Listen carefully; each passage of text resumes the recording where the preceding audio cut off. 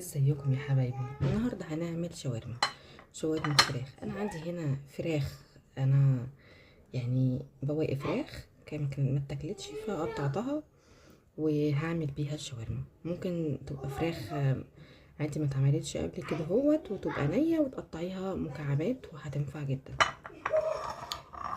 معايا هنا فلفل، دول 5 فلفلات. مثلا الفراخ دي مثلا ربع كيلو، مثلا يعني انا مثلا عندي ربع كيلو فراخ.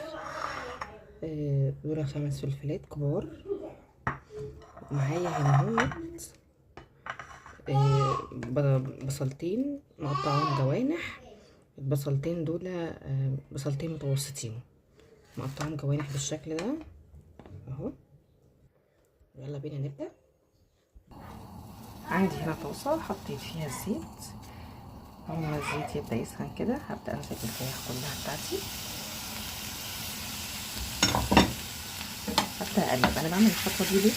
عشان احمر الفراخ بدل ما هي واخدة لون ابيض تبقى واخدة متحمرة كده وفيها لون. ده لو هتعملي فراخ نية او هتعملي متقطعة برضو بواقي فراخ موجودة عندك، يعني في كل الاحوال لازم تبقى الفراخ متحمرة واخدة وش تحمير كده، بيفرق جدا في الشاورما.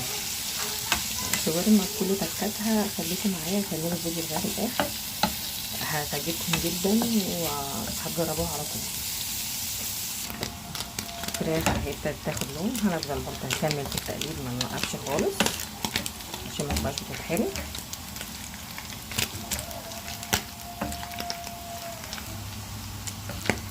قلبنا الفراخ خلاص كده لغايه ما احمرت، نبدا ندلقها في طبق تاني. دلقتها في طبق تاني كده عشان خاطر نبدا ننزل بالبصل. البصل لازم يتحمر الاول. نزلنا بالزيت، الزيت سخن، هبدا انزل بالبصل. بصل جوانح، دول بصلتين متوسطين. ابدا اقلب في البصل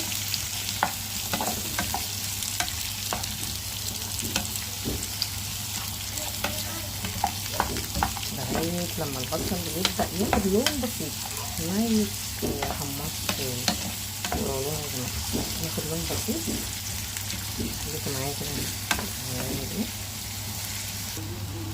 عندي هنا كده البصل بدا يدبل، انا مش عايزاه ياخد لون، عايزاه يدبل بس، وبعدها هنزل بيه على الفراخ. هنزل بالفراخ نقلب بقى كله على بعضه.